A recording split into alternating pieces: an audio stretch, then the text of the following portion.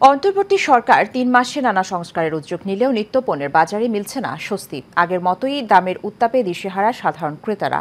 উল্লেখযোগ্য হারে বেড়েছে বেশ কয়েকটি পণ্যের দাম। ১ কেজি চালের দামে কিনতে হচ্ছে আলু। ক্রেতাদের মতে বাজারে এখনও রয়ে গেছে সিন্ডিকেটের প্রভাব। দ্রুত ব্যবস্থা নেওয়ার দাবি তাদের। আবির হোসেনের ক্যামেরায় এইচ মিতুর রিপোর্টে দেখুন বিস্তারিত।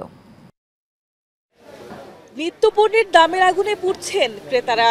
রাজধানীর বাজারে এখনো সরকারের বেঁধে দেওয়া দামে মিলছে না পণ্য। শুল্ক ছাড়ের পরও বেশি দামে বিক্রি হচ্ছে আলু পেঁয়াজ, তবে কিছুটা কম সবজির দাম। বেড়েছে মাছ, মাংস আর চালের দামও। সপ্তাহের ব্যবধানে কেজি প্রতি 10 টাকার বেশি বেড়েছে আলুর দাম।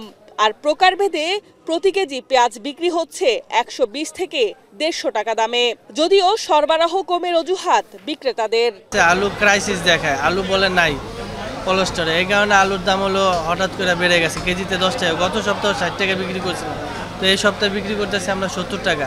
আলু তো নতুন তো কেবল আসতেছে, এটা তো বাংলাদেশের মধ্যে করতে পারে না, তো ইন্ডিয়ান আলু।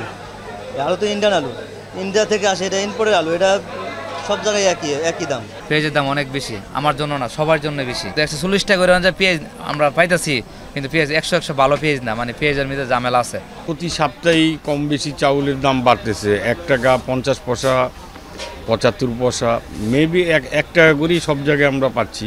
নিত্যপণ্যের দাম নিয়ে ভোক্তার আক্ষেপ নতুন নয়। অন্তর্বর্তী সরকারের 3 মাসেও কমেনি নিত্যপণ্যের দাম।